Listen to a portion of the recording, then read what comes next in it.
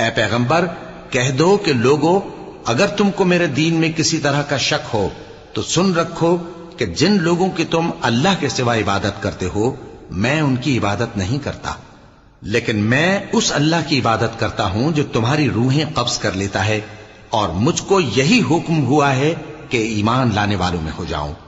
اور یہ کہ اے نبی سب سے یکسو ہو کر دین اسلام کی پیروی کیے جاؤ اور مشرکوں میں ہرگز نہ ہونا، اور اللہ کو چھوڑ کر ایسی چیز کو نہ پکارنا جو نہ تمہارا کچھ بھلا کر سکے اور نہ کچھ بگاڑ سکے۔ اب اگر ایسا کرو گے تو ظالموں میں ہو جاؤ گے، اور اگر اللہ تم کو کوئی تکلیف پہنچائے تو اس کے سوا اس کا کوئی دور کرنے والا نہیں، اور اگر تم سے بھلائی کرنی چاہے تو اس کے فضل کو کوئی روکنے والا نہیں۔